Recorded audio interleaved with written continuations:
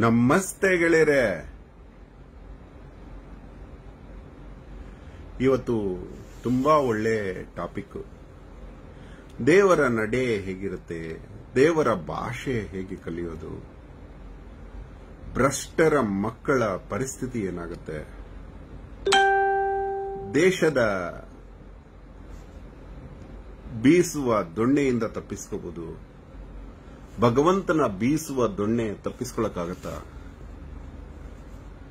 Champion ಜೊತೆ ಆಟ ಆಡಕ್ಕಾಗತ್ತಾ? ಇವೆಲ್ಲ ಅನುಭವದ ಮಾತುಗಳು, ಅನುಭಾವಿಕ ಮಾತುಗಳು. ಈ ಅಹೋರಾತ್ರನ ತೃಣಮಾತ್ರನ ಅನುಭವದಲ್ಲಿ ಕಂಡುಕೊಂಡ ಮಾತುಗಳು. ದೇವರ ಭಾಷೆ, ದೇವರ ನಡೆ, ಇದರ ಬಗ್ಗೆ ತಿಳ್ಕೊಳ್ಳೋಣ ಬನ್ನಿ. ಅದಕ್ಕೆ ಮೊದಲು ನಿಮಗೆ ಕೆಲವು ಬ್ರೈನ್ ವರ್ಕ್ ಕೊಡ್ತಾನೆ ಅಹೋರಾತ್ರ. ನೀವು ಸೀರೆಗಳ ದಾನಕ್ಕೆ ನಿಂತಿದ್ದೀರಿ ಅಂತ ಇಟ್ಕೊಳ್ಳಿ. ನಿಮ್ಮೂರಲ್ಲೇ ಎಲ್ಲ ಪರಿಚಯದವರೇ, ಎಲ್ಲರಿಗೂ ಫ್ರೀಯಾಗಿ 1,000 ಸೀರೆ ತಂದು ದಾನಗಳು ಕೊಡ್ತಾ ಇದ್ರಿ. ಒಬ್ಬೊಬ್ಬರಿಗೆ ಒಂದೊಂದು ಸೀರೆ ಅಂತ ನೀವು ನಿರ್ಧಾರ ಮಾಡಿದಿರಿ. ಹೀಗೆ ನಿರ್ಧಾರ ಮಾಡಿದಾಗ ಒಂದು ವಯಸ್ಸಾದ ಮಹಿಳೆ ಬರ್ತಾರೆ. ತನಗೆ ಸಿಕ್ಕ ಸೀರೆಯನ್ನ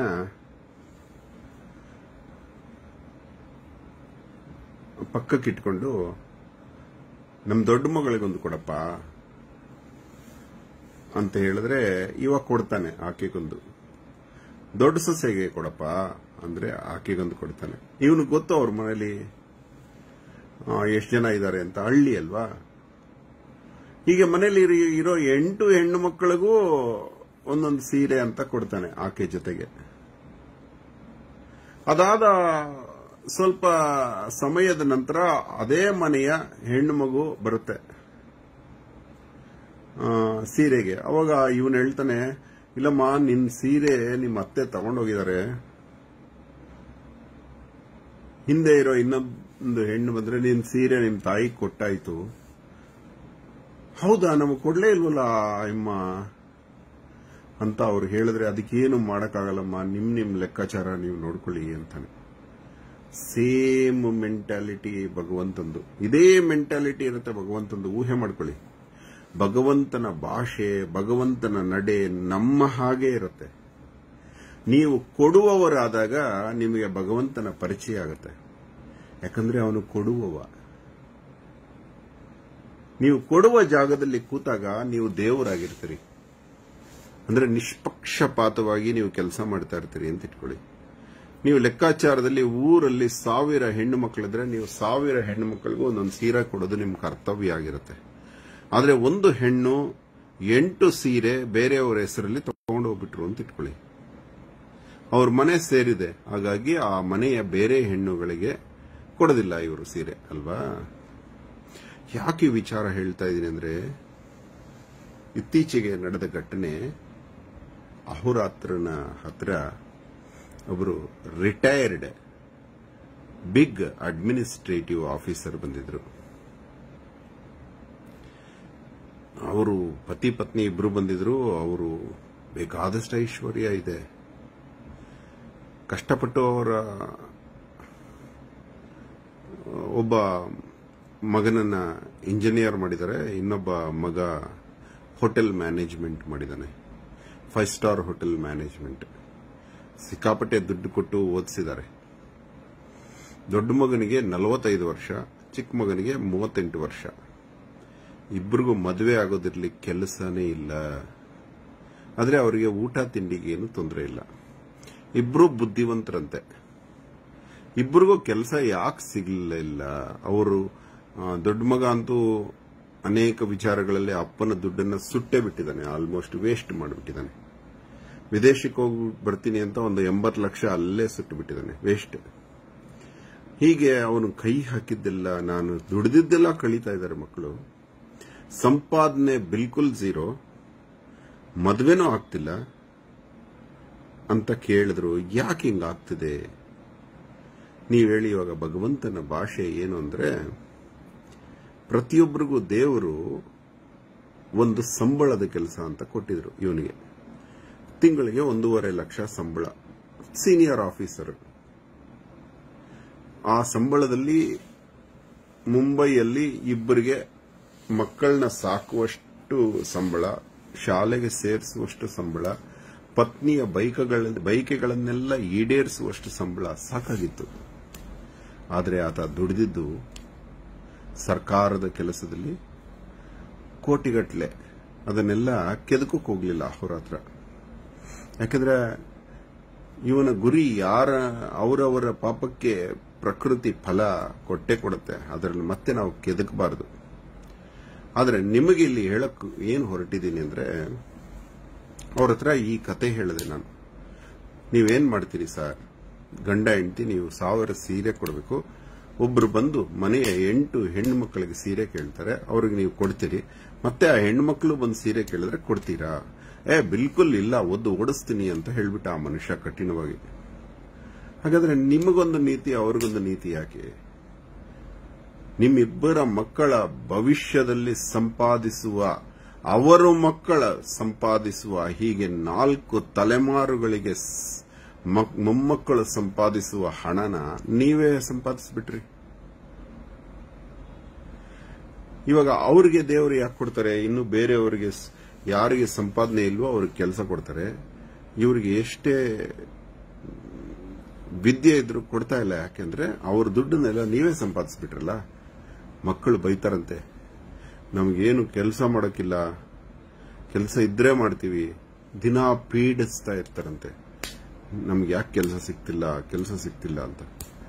ಇವರಿಗೆ ಏನು ಉತ್ತರ? ನಿರ್ವೀರ್ಯವರ್ಧನನ ತರ ಹೆಸರು ಬದಲಾಯಿಸಬೇಕಾ? ಗುಣ ಬದಲಾಯಿಸಬೇಕಾ? ಹೇಳಿ. ಇಮ್ಮಿಡಿಯೇಟ್ಲಿ ಆ ಮನುಷ್ಯ ಎದ್ದು ನಿಂತ್ಕೊಂಡ್ಬಿಟ್ಟ. ತಪ್ಪಾಯ್ತು ಸರ್, ಪ್ರಕೃತಿಯ ಭಾಷೆ ನಿಜವಾಗ್ಲೂ ಎದ್ದು ನಿಂತ್ಕೊಂಡ್ಬಿಟ್ಟು, ತಪ್ಪಾಯ್ತು ಸರ್, ಇವಾಗ ನಂಗೆ ಸರಿಪಡಿಸ್ಕೊಳ್ಳೋದು ಹೆಂಗೆ ಹೇಳಿ? ಸರಿಪಡಿಸ್ಕೊಳ್ಳಕ್ ನಿಮ್ ಕೈಲಿ ಆಗಲ್ಲ ಅಂತ ಹೇಳಿದೆ. ಯಾಕಂದ್ರೆ ನಿಮ್ಮ ಜೀವನದ ಎಷ್ಟು ತಿಂಗಳಿಗೆ 1.5 ಲಕ್ಷ ಪ್ರಕಾರ ನೀವು ತೆಗೆದಿಟ್ಕೊಂಡು ಮಿಕ್ಕಿರೋದೆಲ್ಲ ದಾನ ಮಾಡಿ ಅಂದ್ರೆ ಮಾಡಕ್ಕಾಗಲ್ಲ ನಿಮ್ ಕೈಲಿ. It is A next impossible. ಮತ್ತೇನು ಮಾಡಬೇಕು? ಯಾಕಂದ್ರೆ ನಾನೇನೋ ಹೇಳ್ಬಿಡ್ತೀನಿ, ಅಹೋರಾತ್ರ ಇದ್ದಂಗಿದ್ರೆ ಇಟ್ಟಂಗಿದ್ರೆ ಬುದ್ಧಂಗ್ ಆಯ್ತಾರಂತಪ್ಪ ಅಂತ ಬರೆದಿದ್ದಾನಲ್ಲ, ಹಂಗೆ ಬದುಕಿದ್ದಾನೆ. ಯಾವತ್ತು ಈ ಬಾಡಿಗೆ ದೇಹ, ಬಾಡಿಗೆ, ಈ ಬಾಡಿ ಇದು ಬಾಡಿ ದೇವರು ಕೊಟ್ಟ ಬಾಡಿಗೆ ಸ್ವಂತ ಮನೆ ಯಾಕೆ ಅಂತ ಬಾಡಿಗೆ ಮನೆಯಲ್ಲೇ ಬದುಕಿದವನು. ಹೇಳುವಷ್ಟು ಸುಲಭ ಅಲ್ಲ ಮಾಡುವುದು.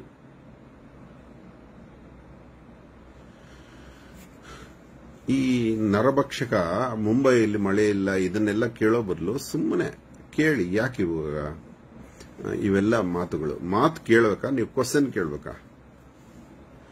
ಹೀಗೆ ಇವಾಗ ನಿಮಗೆಲ್ಲ ಉಪಯೋಗ ಆಗುತ್ತೆ ಈ ಮಾತು. ನಿಮ್ಮ ಪಾಲಿಗೆ ಇವಾಗ ಯಾವುದೋ ಒಂದು ಬಫೆಗೆ ಹೋಗ್ತೀರಿ ಅಂತ ಇಟ್ಕೊಳ್ಳಿ. ತಿಂಡಿ 200 ಜನಕ್ಕೆ ಮಾಡಿದ್ದಾರೆ ಅಂತ ಇಟ್ಕೊಳ್ಳಿ. ನೀವು ಕರೆಕ್ಟಾಗಿ 200 ಜನನೇ ಇದ್ದೀರಿ ಅಂತ ಇಟ್ಕೊಳ್ಳಿ. ನೀವು ಒಬ್ಬರೇ 10 ಜನದ ಪ್ಲೇಟಲ್ಲಿ ಹಾಕೊಂಡ್ಬಿಟ್ಟು ಒಬ್ಬರದಷ್ಟು ತಿಂದ್ಬಿಟ್ಟು ಮಿಕ್ಕಿರೋದು ಬಕೆಟ್ಗೆ ಹಾಕ್ಬಿಡ್ತೀರಿ ಅಂತ ಇಟ್ಕೊಳ್ಳಿ. ಇನ್ನು 10 ಜನಕ್ಕೆ ಸಿಗೋದಿಲ್ವಲ್ಲ? ಅರ್ಥ ಮಾಡ್ಕೊಳ್ಳಿ. ಅದೇ ನಿಮ್ಮ ಮಕ್ಕಳ ಭವಿಷ್ಯಕ್ಕೆ ನೀವು ಹುಣ್ಣಾದ್ರಿ. ಅವರ ದುಡ್ಡು ನೀವು ಸಂಪಾದನೆ ಮಾಡಕ್ ಹೋಗ್ಬಿಟ್ರಿ.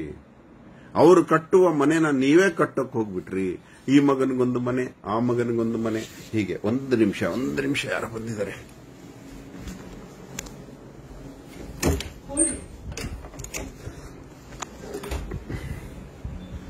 ಹೀಗೆ ಅವರ ಪ್ರಕೃತಿ ನೋಡಿ ಎಷ್ಟು ಚೆನ್ನಾಗಿ ಕೆಲಸ ಮಾಡುತ್ತೆ. ಪ್ರಕೃತಿಯಲ್ಲಿ ಕರಪ್ಷನ್ ಇಲ್ಲ, ಭ್ರಷ್ಟತೆ ಇಲ್ಲ.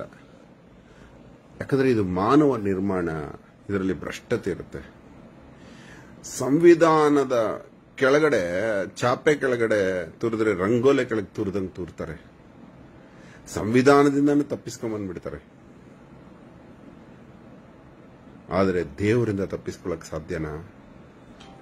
45 ವರ್ಷ ಆದರೂ ಕೆಲಸ ಇಲ್ಲ. ಇಂಥ ಉದಾಹರಣೆಗಳು ನಿಮಗೆ ಲಕ್ಷಾಂತರ ನಿಮ್ಮ ಸುತ್ತಮುತ್ತಲೂ ಇರುತ್ತೆ ನೋಡಿ ಬೇಕಾದ್ರೆ. ಮೊನ್ನೆ ಒಬ್ಬ ಫೋನ್ ಮಾಡಿದ್ದ, ಆ ಆಡಿಯೋನ ಹಾಕ್ಲಿಲ್ಲ, ಯಾಕಂದ್ರೆ ಅವ್ರು ಪರ್ಮಿಷನ್ ಕೊಡ್ಲಿಲ್ಲ. ಪರ್ಮಿಷನ್ ಕೇಳಲೂ ಇಲ್ಲ ನಾನು, ಯಾಕಂದ್ರೆ ಅವ್ರಿಗೆ ಅವಮಾನ ಆಗುತ್ತೆ ಅಂತ. ಅವನು ಹೇಳ್ದ, ನಮ್ಮ ಫ್ರೆಂಡ್ ಒಬ್ಬನಿಗೆ ಕತ್ತಿನಿಂದ ಕೆಳಗಡೆ ಕೆಲಸ ಮಾಡ್ತಿಲ್ಲ ಸರ್, ಮರದ ಎಳನೀರು ತಲೆಯ ಮೇಲೆ ಬಿದ್ದು ಅವನು ಅನ್ಕಾನ್ಶಿಯಸ್ ಆಗಿಬಿಟ್ಟು ಪ್ಯಾರಲೈಸ್ ಆಗಿದೆ ಬಾಡಿ, ತಲೆ ಮಾತ್ರ ಕೆಲಸ ಮಾಡ್ತಿದೆ, ಮಾತಾಡಿ ಸಾರ್ ಅಂತ ಹೇಳ್ದ. ಆಯ್ತಪ್ಪಿ ಅಂತ ಹೇಳಿದೆ. ತೋಟ ಇದೆಯೇನೋ ಅಂದೆ. ಅಂದ. ಮರ ಕಡ್ದಿದ್ಯೇನೋ ಅಂದೆ. ದೇವರಾಣಿಗಿಲ್ಲ ಸರ್ ಅಂದ. ಇಲ್ವೋ ಏನೋ ಯೋಚನೆ ಮಾಡ, ನೆನಪು ಮಾಡ್ಕೊಳ್ಳೋ, ಸುಮ್ನೆ ಮರ ನಿನ್ ಮೇಲೆ ನೆತ್ತಿ ಮೇಲೆ ಹಾಕಲ್ಲಪ್ಪ, ಒಂದು ಲಾಸ್ಟ್ ಅಂಡ್ ಲಾಸ್ಟ್ ಹಿಂದಿನ ಜನ್ಮದಲ್ಲಿ ಹಾಕಿರುತ್ತೆ. ಇಲ್ಲ ಸರ್ ಅಂದೆ. ನೀನ್ ಎಲ್ಲಾದ್ರೂ ಬೇರೆ ಕಡೆ ಮಾಡಿ? ಬೇರೆ ಕಡೆ ಬೇಕಾದಷ್ಟು ಮಾಡಿದೀನಿ ಸರ್, ನಾನು ಎಣ್ಸಕ್ಕೆ ಆಗಲ್ಲ, ಅಷ್ಟು ಮರ ಕೊಂದಿದ್ದೀನಿ. ನಾನು JCBಲಿ ಡ್ರೈವರ್ ಆಗಿ ಕೆಲಸ ಮಾಡ್ತಿದ್ದೆ, ದಿನಾ ಮರ ಬೀಳಿಸ್ಲೇಬೇಕಾಗಿತ್ತು ನಾವು ಅಂತ ಹೇಳ್ದ. ನೋಡ, ಯಾರೋ ಹೇಳಿದ್ರು ಅಂತ ಯಾರ್ದೋ ಜೀವ ಕಳಿಯೋಕೆ ನಿನಗೆ ಮನ್ಸಾದ್ರೂ ಹಿಂಗ್ ಬಂತು? ನಿನ್ ಜಮೀನಲ್ಲಿ ಮರ ಕಡ್ದಿಲ್ಲ, ಬೇರೆಯವ್ರ ಜಮೀನಲ್ಲಿ ಸುಮ್ಮನೆ ಆಗ್ಬಿಟ್ರಿ ಇಬ್ರು, ಅವನು ಅವ್ರ ಫ್ರೆಂಡ್. ಮತ್ತೆ ಇದನ್ನ ಫೇಸ್ಬುಕ್ ಅಲ್ಲಿ ಹಾಕ್ತೀನಿ ಅಂತ ಕೇಳಕ್ಕೂ ಮನ್ಸಾಗ್ಲಿಲ್ಲ. ಇದನ್ನ ಯಾಕೆ ನಿಮ್ಗೆ ಹೇಳ್ತಾ ಇದೀನಿ ಅಂದ್ರೆ, ಯಾರಿಗೆ ಅವಮಾನ ಮಾಡೋದಕ್ಕಲ್ಲ. ಪ್ರಕೃತಿಯ ಆಟ ನೋಡಿ ಎಷ್ಟು ಚೆನ್ನಾಗಿರುತ್ತೆ. ಇದಕ್ಕೊಂದು ಉದಾಹರಣೆಯ ಕತೆ ಹೇಳ್ತೀನಿ, ನಡೆದದ್ದು ಕತೆ, ಹಿಸ್ಟಾರಿಕ್ ದಾಖಲೆಯಲ್ಲಿರುವಂತಹ ಕತೆ.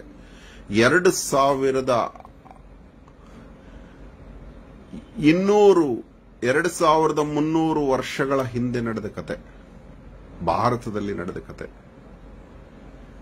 ಅಶೋಕನ ಜೀವನದಲ್ಲಿ ನಡೆದ ಕತೆ.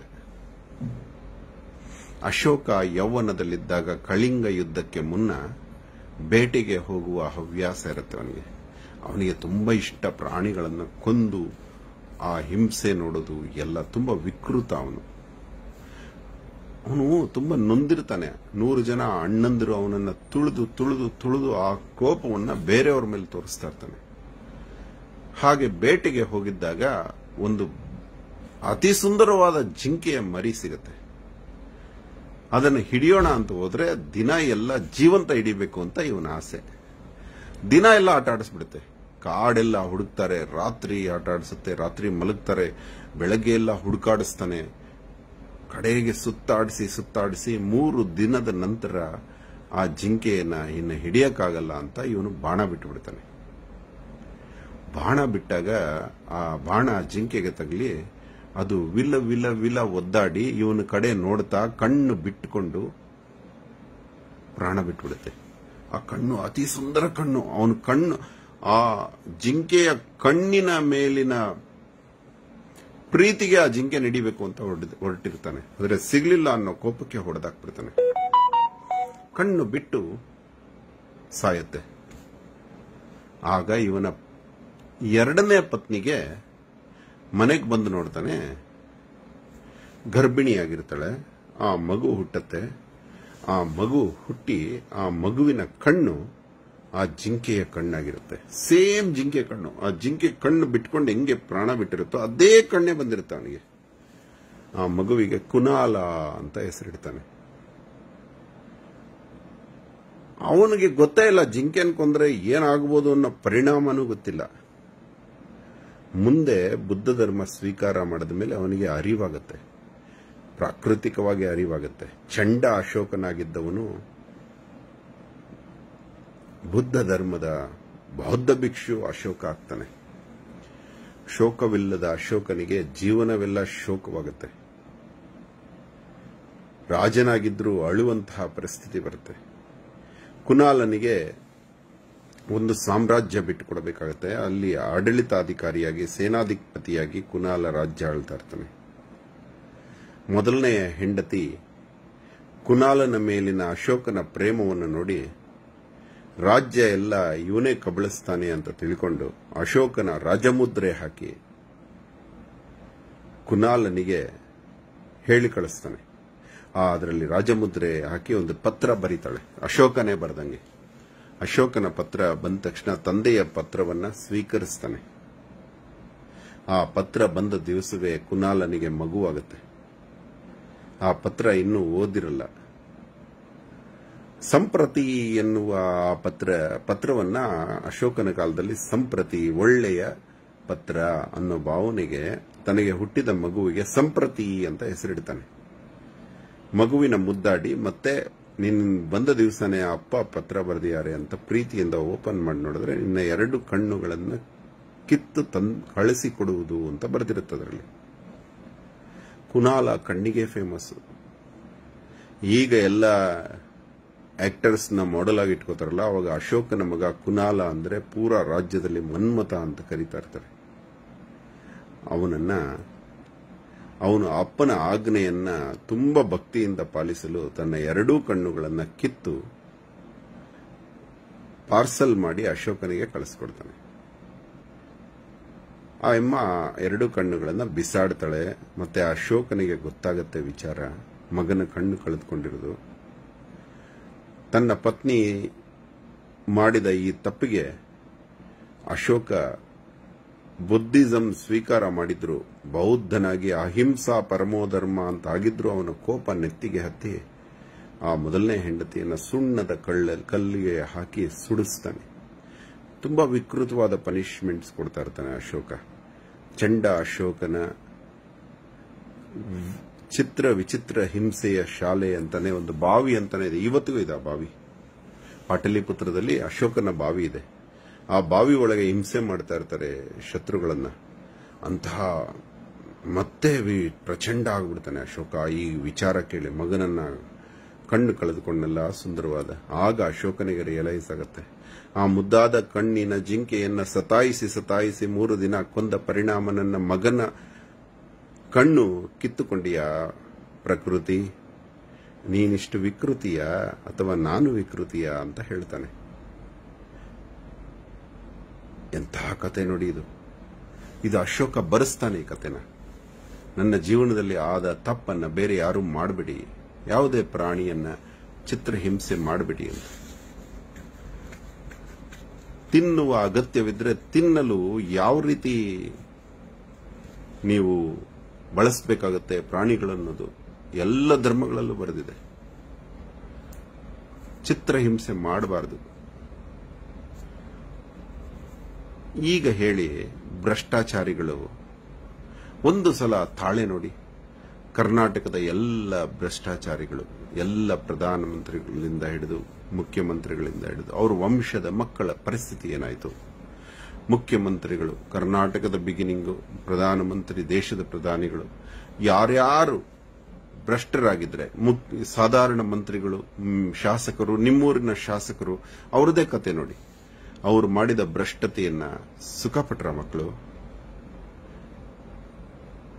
ರಾಮನ ವಂಶವಾಹಿ, ಕೃಷ್ಣನ ವಂಶವಾಹಿ, 27 ಜನರೇಷನ್, 60 ಜನರೇಷನ್, 108 ಜನರೇಷನ್, ಎಲ್ಲರ ತಲೆಮಾರುಗಳ ಹೆಸರು ಹೇಳ್ತಾರೆ ಅಂದ್ರೆ ಅವ್ರ ವಂಶ ಹಂಗೆ ಉಳ್ಕೊಂಡ್ ಬಂದಿದೆ ಅಂದ್ರೆ ಇಮ್ಯಾಜಿನ್ ಮಾಡಿ. ಆ ವಂಶದಲ್ಲಿ ಸತ್ಯಸಂಧತೆ ಇದ್ರೇನೆ ಉಳ್ಕೊಂಡ್ಬರೋದು. ಇಲ್ಲಾಂದ್ರೆ 1ನೇ ತಲೆಮಾರೆ 2ನೇ ತಂದೆ ಮಗನ್ ನೋಡಕ್ಕಾಗಲ್ಲ, ಮಗ ತಂದೆ ಮುಂದೆ ಸತ್ತೋಗ್ಬಿಡ್ತಾನೆ. ಇದು ರಾಜಕಾರಣಿಗಳ ಜೀವನದಲ್ಲಿ ಆಗ್ತಾ ಇದೆ, ತುಂಬಾ ಕೆಟ್ಟ ಜನರ ಜೀವನದಲ್ಲಿ ಆಗ್ತಾ ಇದೆ. ದೊಡ್ಡ ದೊಡ್ಡ ವ್ಯಾಪಾರಿಗಳು ಇತ್ತೀಚೆಗೆ ಅರೆಸ್ಟ್ ಆದ್ನಲ್ಲ, ಹೆಣ್ಣು ಮಕ್ಕಳ ಜೀವನದಲ್ಲಿ ತೊಂದರೆ ಮಾಡಿದವನು, 100 ಸಾವಿರಾರು ಕೋಟಿ ಆಸ್ತಿ ಮಾಡಿದ್ರು, ನೀನು ಸಂಪಾದಿಸಿದ್ದು ಹಣವಲ್ಲ ಜೈಲು ಅಂತ. ಇವರಿಗೆ ಜೈಲ್ ಸೇರ್ತೀವಿ ಅನ್ನೋದು ಗೊತ್ತಿಲ್ಲ. ಇವರಿಗೆಲ್ಲ ಬಂಧನ ಯೋಗ ಇರುತ್ತೆ ಭ್ರಷ್ಟರಿಗೆ. ಎಲ್ಲರಿಗೂ ಇರುತ್ತೆ. ತಪ್ಪು ಮಾಡಿರೋರಿಗೆ ಬಂಧನ ಆಗ್ಲೇಬೇಕು. 100 ಕೋಟಿ, 1000 ಕೋಟಿ ಮಾಡಿದ್ರು ರಾಜರ ಕಾಲದಿಂದ ಬಂಧನ ಇದೆ. ಅಕ್ಬರ್ನಂತೂ ಮಗನೇ ಜೈಲ್ಗಿಟ್ಬಿಟ್ಟ, ಶಹಜಹಾನ್ನ ಔರಂಗಜೇಬೇ ಜೈಲ್ಗಿಟ್ಬಿಟ್ಟ.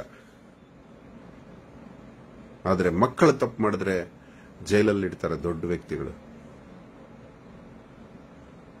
ಶಿವಾಜಿ ಮಹಾರಾಜರು ಮಗನನ್ನು ತಪ್ಪು ಮಾಡಿದ್ರೆ, ಚಿಕ್ಕ ತಪ್ಪು ಮಾಡಿದ್ರು ಜೈಲಲ್ಲಿ ಕಳಿಸ್ತಾ ಇದ್ರು. ಅದು ಪವಿತ್ರತೆ. ಜೀವನದಲ್ಲಿ ಯಾರು ಮುಟ್ಟಕ್ಕಾಗಲಿಲ್ಲ ಶಿವಾಜಿ ಮಹಾರಾಜ. Normal death. ಅವರ ಕುದುರೆ 4 ಕಾಲು ಕೆಳಗಿರುತ್ತೆ. ಶಿವಾಜಿ ಮಹಾರಾಜರು ಎಷ್ಟು ಶ್ರೇಷ್ಠ. ಸ್ವಂತ ಮಗ ತಪ್ಪು ಮಾಡಿದ್ರು ಶಿಕ್ಷೆ ಕೊಡ್ತಾರೆ. ಇಂಥದ್ದು ನಡೆದಿದೆ. ಎಲ್ಲ ಧರ್ಮಗಳಲ್ಲೂ ನಡೆದಿದೆ. ಅಂತವರೇ ಸಂತರಾಗಿದ್ದಾರೆ. ಮಕ್ಕಳು ಪ್ರಾಣ ಬಿಟ್ಟರು, ಮಹಾಪುರುಷರಿಗೆ ಮಕ್ಕಳು ಪ್ರಾಣ ಬಿಟ್ಟರು ಸಾರ್ಥಕ್ಯವಾದ ಪ್ರಾಣ ಬಿಟ್ಟಿದ್ದಾರೆ. ಫತೇ ಸಿಂಗ್, ಜೋರಾವರ್ ಸಿಂಗ್ ಇವರೆಲ್ಲ ಇವತ್ತಿಗೂ ಪೂಜಾರ್ಹವಾಗಿದ್ದಾರೆ. ಸಮಾಜಕ್ಕೋಸ್ಕರ ಜೀವನ ಕೊಟ್ಟಿದ್ದಾರೆ.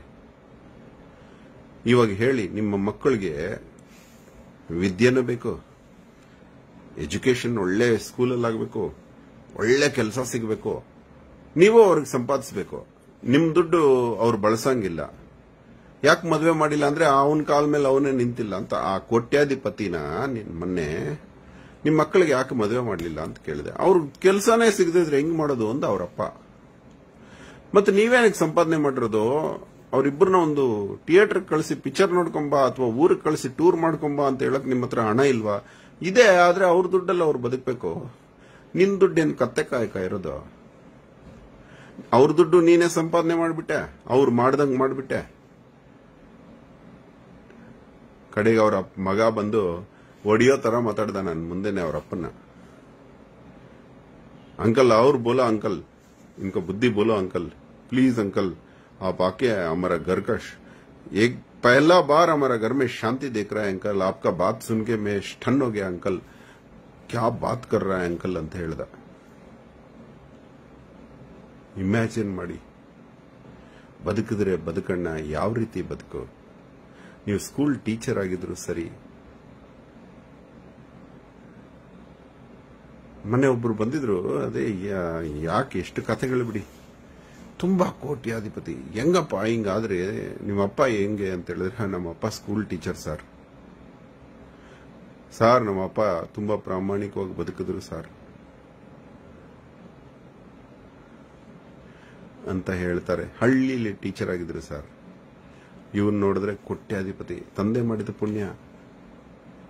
ಇನ್ನೊಬ್ಬ ಮನುಷ್ಯ 5 ಸ್ಕೂಲ್ ಮಾಲೀಕ ಆಗಿದ್ದಾನೆ. ಮೊದಲೊಂದ್ಸಲ ಹೇಳಿದ್ದೆ. ಏನು ಅಂದ್ರೆ, ನಮ್ಮಪ್ಪ ಟೀ ಅಂಗಡಿ ಇಟ್ಕೊಂಡಿದ್ರು ಸರ್, ದಿನಾ ಭಗವದ್ಗೀತೆ ಬರೆಯೋರು ಸರ್, ರೀಫಿಲ್ ಆಗೋಗೋದು. ನಮ್ಮ ಹತ್ರ ಭಿಕ್ಷೆ ಬೇಡಿ ತರಿಸ್ಕೊತಾ ಇದ್ರು, ರೀಫಿಲ್ ತಂದ್ಕೊಡೋ ಆಗೋಗಿದೆ. ಜೀವನದಲ್ಲಿ ಒಂದು ಸುಳ್ಳು ಹೇಳಿದ್ ನೋಡ್ಲಿಲ್ಲ ಸರ್ ನಮ್ಮಪ್ಪ. ಸರ್, ಟೀಗೆ ಎಲ್ಲರೂ ಬೆಲೆ ರೈಸ್ ಮಾಡಿದ್ರು, ನಮ್ಮಪ್ಪ ಬೆಲೆ ರೈಸ್ ಮಾಡಲಿಲ್ಲ ಸರ್. ನಮ್ಮ ಮನೇಲಿ ಅಮ್ಮ ತಿನ್ನೋಕೆ ಕಷ್ಟ ಆಗಿದೆ, ಯಾಕೆ ಅಂತ ಹೇಳಿದ್ರೆ ನನಗಿಷ್ಟ ಆಗಲ್ಲ, ನಾನಿರೋ ಜಾಗದಲ್ಲಿ ಎಲ್ಲ ಬಡವರೇ, ಟೀಗೆ ನಾನು ಬೆಲೆ ಜಾಸ್ತಿ ಹೆಂಗೆ ಮಾಡೋದು? ಇವತ್ತು ನೋಡಿದ್ರೆ ಅವ್ರ ಮನೇಲಿ ಐಶ್ವರ್ಯದ ಹೊಳೆ ಹರಿತಾ ಇದೆ. ಐಶ್ವರ್ಯವಂತ ಕೆಟ್ಟ ಹಣ ಸಂಪಾದಿಸಿದವರ ಮಕ್ಕಳಿಗೆ ಯಾರಿಗೂ ಇವತ್ತು ಕೆಲಸಗಳಿಲ್ಲ.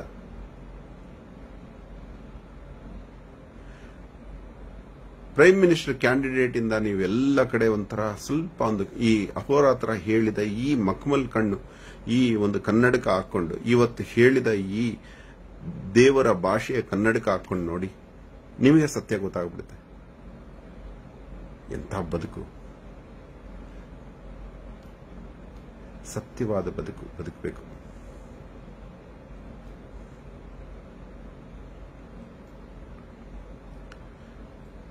ಕಮ್ಯುನಲ್ ದ್ವೇಷ ಹಚ್ಚೋದು, ಆ ಧರ್ಮಕ್ಕೆ ಈ ಧರ್ಮಕ್ಕೂ ಜಗಳ ಹಚ್ಚೋದು, ಅವ್ರ ಮನೇಲೆ ಕಮ್ಯುನಲ್ ಇಶ್ಯೂಸ್ ಶುರುವಾಗುತ್ತೆ. ಅವ್ರ ಮನೇಲೆ ಮಗ ಇನ್ನೊಂದು ಧರ್ಮಕ್ಕೆ ಕನ್ವರ್ಟ್ ಆಗಿರ್ತಾನೆ, ಅವ್ರ ಮನೇಲೆ ಮಗಳು ಬೇರೆ ಧರ್ಮದವ್ರನ್ನ ಮದುವೆ ಆಗಿರ್ತಾರೆ.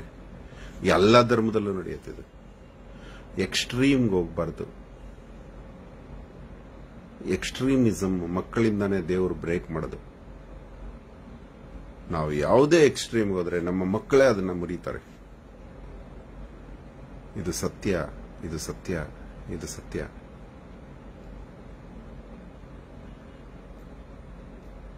ನಿನ್ನದು ಒಳ್ಳೆ ಕಾಸ್ ಆಗಿರ್ಬೋದು, ನೀನು ಕೆಟ್ಟ ಕಾಸ್ ಆಗಿರ್ಬೋದು, ನೀನು ಒಳ್ಳೆ ನಟ ಆಗಿರ್ಬೋದು, ಕೆಟ್ಟ ನಟ ಆಗಿರ್ಬೋದು, ನೀನು ಸತ್ಯ ಅನ್ನೋದಿದ್ರೆ ನೀನು ಗೆಲ್ಲೇ ಗೆಲ್ಲುವೆ ಒಂದು ದಿನ.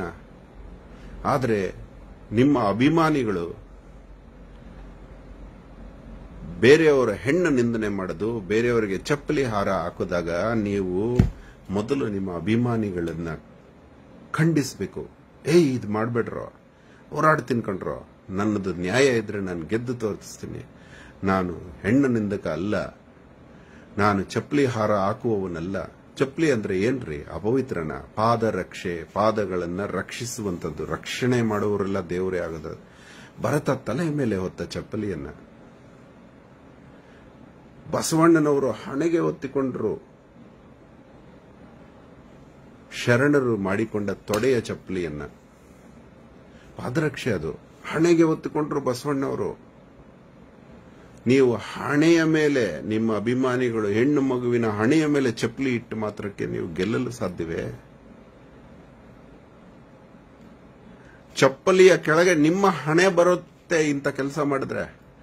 ಬೇರೆಯವರ ಕಾಲ್ ತುಳಿತಕ್ಕೆ ನೀವು ಸಿಕ್ಕುತ್ತೀರಿ. ಚಪ್ಪಲಿಗೆ ಅವಮಾನ ಮಾಡಿರೋದು ನೀವು ಆ ಮಗುವಿಗೆಲ್ಲ. ಯಾರಿಗೋ ಚಪ್ಪಲಿಯ ಹಾರ ಹಾಕಿದ್ರೆ ಅವ್ರಿಗೆಲ್ಲ ಅವಮಾನ ಮಾಡಿರೋದು ಆ ಪವಿತ್ರವಾದ ಚಪ್ಪಲಿಗೆ ಅವಮಾನ ಮಾಡಿದ್ರಿ. ಯಾವ ಪಾದರಕ್ಷೆಯನ್ನ ಹಣೆಯ ಮುಟ್ಟಿಕೊಂಡ್ರೋ ಬಸವಣ್ಣ ಅವರು, ಯಾವ ಪಾದರಕ್ಷೆಯನ್ನ ತಲೆಯ ಮೇಲೆ ಹೊತ್ತುಕೊಂಡೋ ಭರತ ರಾಮನ ಪಾದರಕ್ಷೆಯನ್ನ, ಆ ಪಾದರಕ್ಷೆಗೆ ಅವಮಾನ ಮಾಡ್ತಾ ಇದ್ದೀರಿ. ಯಾರೆಲ್ಲ ನಟರು ಒಳ್ಳೆಯವರಾಗ್ಲಿ ಕೆಟ್ಟವರಾಗ್ಲಿ, ನಿಮ್ಮ ದೃಷ್ಟಿಯಲ್ಲಿ ನೀವು ಸರಿ ಇರಲಿ ತಪ್ಪಿರಲಿ, ಮೊಟ್ಟ ಮೊದಲನೇದಾಗಿ ನಿಮ್ಮ ನಡೆ, ನಿಮ್ಮ ಯುದ್ಧದ ಕಲೆ ಕರೆಕ್ಟ್ ಆಗಿರ್ಬೇಕು. ಸಮಾಜ ಮೆಚ್ಚುವಂತಿರ್ಬೇಕು. ಅಭಿಮಾನಿಗಳಿದ್ರೆ ಸರಿಯಾಗಿರೋ, ಹೆಣ್ಣ ನಿಂದನೆ ಮಾಡಬೇಡ್ರೋ. ಚಪ್ಪಲಿಗಳು ಹಾಕೋದು, ಪುತಳಿಗಳನ್ನ ಸುಡೋದು ಇದು ಅಲ್ವೋ? ಇದರಿಂದ ನೀವು ಶಕ್ತಿ ತೋರಿಸೋದಕ್ಕೆ ಇದು ರಾಜರ ಕಾಲ ಅಲ್ಲ. ರಾಜರ ಕಾಲದಲ್ಲೂ ಸೈನಿಕರಿರೋರು, ಪೊಲೀಸ್ ಕಾಲ ಇದು. ಇದು ಸಂವಿಧಾನದ ಕಾಲ. ಸಂವಿಧಾನ ನಿಧಾನ ಕೊಡಿಯುತ್ತೆ, ದೇವರು ಅದಕ್ಕಿಂತ ನಿಧಾನ ಕೊಡಿತಾರೆ. ನಾಚಿಕೆಗೆಡುವ ನಿರ್ಧಾರ. ಭಯದಿಂದ ರೂಲ್ ಮಾಡಬೇಕೇನೋ ಕರ್ನಾಟಕವನ್ನ? ಭಯ ಬೀಳಿಸಬೇಡಿ. ಭಲೆ ನಿಮ್ಮ ಮೇಲೆ ಸಾಧನೆ ಮಾಡಿ, ನೀವು ಪ್ರೂವ್ ಮಾಡಿ, ನೀವು ಒಳ್ಳೆಯವರ ಕೆಟ್ಟವರ ಅನ್ನೋದನ್ನು ಪ್ರೂವ್ ಮಾಡಿ. ಸಾಕ್ಷಾತ್ ಶ್ರೀಕೃಷ್ಣ ಪರಮಾತ್ಮ ಕೂಡ ಶಮಂತಕ ಮಣಿಯ ನಿಂದೆ ಬಂದಾಗ ರಾಜನಾಗಿ ತಾನು ನಿಮ್ಮ ಹಾಗೆ ನಿಂದೆ ಹಾಕಿದವ್ರನ್ನೆಲ್ಲ ಚಪ್ಪಲಿ ಹಾರ ಹಾಕಿ ಹೆಣ್ಣ ನಿಂದನೆ ಮಾಡಿಸಬಹುದಾಗಿತ್ತಲ್ಲ. ಇಲ್ಲ, ತಾನು ಕಾಡಿಗೆ ಹೋಗಿ ಜಾಂಬವಂತನ ಜೊತೆ ಹೋರಾಡಿ, ಸಿಂಹವನ್ನ ಹೋರಾಡಿ ಜಾಂಬವತಿಯ ಜೊತೆಗೆ ಆ ಶಮಂತಕ ಮಣಿನ ಕರ್ಕೊಂಡ್ಬರ್ತಾರೆ. ಜನಗಳಿಗೆ ಹೇಳ್ತಾರೆ, ನೋಡು ಇದು ಸತ್ರಾಜಿತು ಮಾಡಿದ್ದು ನಾನಲ್ಲ, ಈ ತಪ್ಪಿನ ನಿಂದೆ ನಾನು ದೂರ ಮಾಡಿಕೊಂಡೆ ಅಂತ ದೂರ ಮಾಡ್ಕೋತಾರೆ.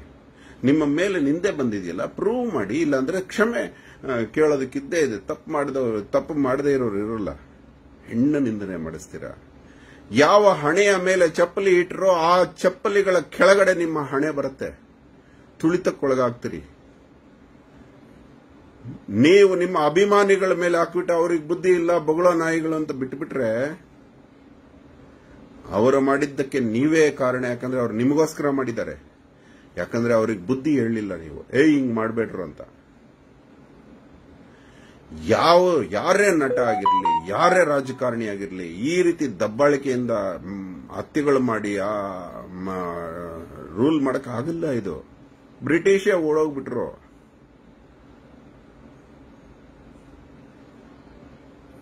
ಯಾವ ಇನ್ವೇಡರ್ಸ್ ಉಳಿಲಿಲ್ಲ ನಮ್ಮ ದೇಶದಲ್ಲೇ. ಎಷ್ಟು ದಿನ ನಡೆಯುತ್ತೆ ನಿಮ್ ದಬ್ಬಾಳಿಕೆ? ಹಣದಿಂದ ರೂಲ್ ಮಾಡಕ್ ಹೋಗ್ತೀರಾ? ನೋಟ್ ಬಿಸಾಕಿದ್ರೆ ಗಿಡ ಬೆಳೆಯೋದಕ್ಕೆ ಬೀಜಗಳಾದ, ರೈತ ಹಾಕೋ ಬೀಜಗಳ. ಹಂಗೆಲ್ಲ ಯಾವುದೇ ಹಣನ ಕೆಟ್ಟದಾಗಿ ಮಾಡಬಾರ್ದು. ಒಳ್ಳೆತನನ ತೋರಿಸಿ ಹೋರಾಟದಲ್ಲಿ ಒಳ್ಳೆ ರೀತಿ ಹೋರಾಡಿ.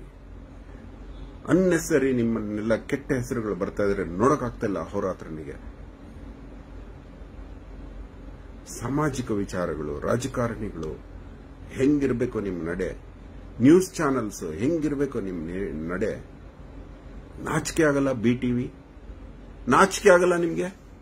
ಅವನ ಒಂದೊಂದು ನಡೆ ಸಾಮಾನ್ಯ ಮನುಷ್ಯನಿಗೆ ಗೊತ್ತಾಗ್ತಾ ಇದೆ. ನಿರ್ವೀರ್ಯವರ್ಧನನ ನಡೆ ಅದು ಏನ್ ತಲೆ ಮೇಲೆ ಕುಡಿಸ್ಕೊಂಡು ಹಣಕ್ಕೋಸ್ಕರ ಹೊಲಸು ತಿನ್ನುವ ಕೆಲಸ ಮಾಡ್ತಿದ್ದೀರಾ ನೀವು? ಸಮರ್ಥಿಸ್ಕೊಳ್ರಿ ಯಾವ ರೀತಿ ಅವನು ಸರಿ ಅಂತ. ಸಮಾಜಕ್ಕೆ ಕೆಟ್ಟ ಸಂದೇಶಗಳನ್ನ ನೀಡ್ತಾ ಇದ್ದಾನೆ ಅವನು. ಮೊಟ್ಟೆ ತಗೊಂಡು ಅದ್ರ ಮೇಲೆ ಬರಿಬೇಕಂತೆ, ಅವನ ಮನೆ ಹಾಳಾಗೋಗ್ಲಿ, ಅದು ಮಾಡ್ಲಿ, ಅವನು ನಾಶವಾಗೋಗ್ಲಿ ಅಂತ ಬರಿಬೇಕು. ಇದನ್ನ ನ್ಯೂಸ್ ಅಲ್ಲಿ ಯಾವ ಸೀಮೆ ಜಾತಕ ಅದು ನಿಮ್ಗೆ ಗೊತ್ತಿದೆಯಾ? ಜಾತಕ ಜಾತಕ ನೋಡೋ ವಿಧಾನನ ಅದು. ಪೂಜ್ಯ ಇದ ಮಂತ್ರ. ಪೂಜ್ಯಾಯ ರಾಘವೇಂದ್ರಾಯ ಸತ್ಯಧರ್ಮ ರತಾಯ ಚ ಭಜತಾಂ ಕಲ್ಪವೃಕ್ಷಾಯ ನಮತಾಂ ಕಾಮಧೇನುವೆ. ಒಂದೊಂದು ಪದಕ್ಕೆ ಎಷ್ಟು ಅರ್ಥ ಇದೆ ಅದರಲ್ಲಿ. ಬಾಯಿಗೆ ಬಂದಂಗೆ ಚೇಂಜ್ ಆಗಿ ಕರ್ನಾಟಕ, ಯುವಜನರೇ ಬದಲಾಗಿ ಎದೆ ಮೇಲೆ ತಾಯಿ ಗರ್ಭದಲ್ಲಿ 9 ತಿಂಗಳಿದ್ರಿ ಆ ಎಮ್ಮನ ಮುಖ ಹಾಕೊಳ್ರಿ ಎದೆ ಮೇಲೆ. ಯಾವನೋ ಹಣ್ಣೆ ಎದೆ ಮೇಲೆ ಹಾಕೋತಿರಲ್ರಿ ನೀವು. ನಿಮ್ ತಾಯಿಗೆ ಗೌರವ ಬೇಡ್ವಾ?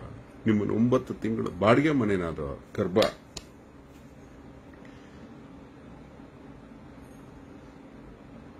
ದಯವಿಟ್ಟು ಇವತ್ತು ನಿಮಗೆ ಈ ಟಿಪ್ ಆಗಿ ತಗೊಳ್ಳಿ. ನಿಮ್ಮ ಮಕ್ಕಳು ಕೆಲಸ ನೀವು ಕೊಡಿಸಬೇಕಾಗಿಲ್ಲ. ನೀವು ತಿನ್ನಿಸುವ ಅನ್ನ ನೀವು ದುಡ್ದದ್ದಾದ್ರೆ ಅವರ ಕೆಲಸದ ಬಗ್ಗೆ ಭಯ ಬೀಳ್ಬೇಡಿ. ಅವರು ಕೋಟ್ಯಾಧಿಪತಿಗಳಾಗ್ತಾರೆ. ಓದಿನ ಬಗ್ಗೆ ಭಯ ಬೀಳ್ಬೇಡಿ. ಓದಿದ್ರು ಚೆನ್ನಾಗಾಗ್ತಾರೆ. ನನ್ನ ಮಗ ನಾನು ತಪ್ಪು ಮಾಡಿದ್ರೆ ನನ್ನ ಮಗ ಹಾಳಾಗ್ತಾನೆ ಅನ್ನೋ ಭಾವನೆ ಇಟ್ಕೊಳ್ಳಿ. ನಾನು ಸರಿ ಇದ್ದೀನಿಪ್ಪ, ನನ್ನ ಮಗ ಹಾಳಾಗೋದಿಲ್ಲ, ನನ್ನ ಮಗಳು ಹಾಳಾಗೋದಿಲ್ಲ, ನಾನು ಸರಿ ಇದ್ದೀನಿ. ಏನ್ ರಾಡುಗಳು ತಗೊಂಡೆ ಚುಚ್ಚಿದ್ರಿ, ಗ್ಲಾಸ್ಗಳು ಹೊಡೆದಾಕಿದ್ರಿ, ಮನೆಗೆ ನುಗ್ಗಿದ್ರಿ, ಹೆಣ್ಣು ಮಕ್ಕಳಿರೋ ಮನೆಗೆ ನುಗ್ಗಿದ್ರಿ, ನಿಮ್ಮನ್ನ ಕತ್ತಿಡಿದು ಆಚೆ ನೂಕಬೇಕಾಯ್ತು. 10 ಜನ ಸೇರಿ 30 ಜನ ನೂಕಿದ್ವಿ. ಕಿಚ್ಚ ಸುದೀಪನ ಅಭಿಮಾನಿಗಳು ನೂಕಿ ಆಚೆ ತಳ್ಳಿದ್ವಿ. ವಿಧಿ ಇಲ್ಲ. ಇದು ಎಂತ ಪರಿಸ್ಥಿತಿ ನಿಮ್ದು. ಅವ್ರನ್ನ ಬಿಡಿಸ್ಕೊಳ್ಳಕ್ಕೆ ಅವನ ಕಿಚ್ಚ ಸುದೀಪನ ರೈಟ್ ಹ್ಯಾಂಡ್ ಅಂತೆ ಫೇಕ್ ಮಂಜ ಜೈಲಿಗೆ ಬಂದಿದ್ದ ಪೊಲೀಸ್ ಸ್ಟೇಷನ್ಗೆ. ಎಂತ ಪರಿಸ್ಥಿತಿ. ಎಲ್ಲಿ ನಮ್ಮ ಹೆಸರು ಹೇಳ್ಬಿಡ್ತಾರೋ ಇವರು ಅಂತ ಒಂದು, ಇನ್ನೇನು ಅವ್ರನ್ನ ಬಿಡಿಸಿ ಅವ್ರಿಗೆ ಒಳ್ಳೇದು ಮಾಡಬೇಕು ಅಂತಲ್ಲ, ಎಲ್ಲಿ ನಮ್ಮ ಹೆಸರು ಹೇಳ್ಬಿಡ್ತಾರೋ ಇವರು ಪೊಲೀಸ್ ಸ್ಟೇಷನ್ ಅಲ್ಲಿ ಅಂತ. ಅವ್ರ ಮುಂದೆ ಮಾತ್ರ ನಿಮ್ಮನ್ನು ಬಿಡಿಸಕ್ ಬಂದಿದ್ದೀನಿ ಅಂತ ಅವ್ರಿಗೆ ಇವಾಗ ಗೊತ್ತಾಗಲ್ಲ. ನಾಳೆ ಇಂಥವೆಲ್ಲ ಯಾವತ್ತಿಂದೋ ಕೇಸು. ಅದ್ ನೋಡಿ, ಆಕ್ಟರ್ ಪತಿ ಕುಂದ್ರ ಜನವರಿ ಕೇಸ್ ಇವಾಗ ಓಪನ್ ಆಗಿದೆ. ಹಂಗೆ ನಿಮ್ದು ನಾಳೆ ಇದೆ ಮುದುಕಿ ಹಬ್ಬ.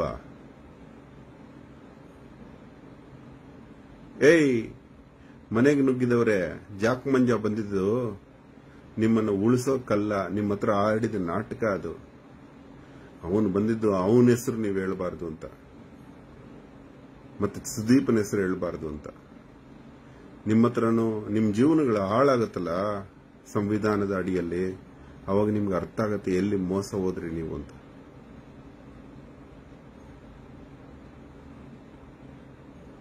ಮತ್ತೆ ಬರ್ತಾ ಇರ್ತೀನಿ ಏನಾದ್ರೂ ಇಂಥ ವಿಚಾರಗಳು ತಗೊಂಡು. ಧನ್ಯವಾದ. ಅಹೋರಾತ್ರ.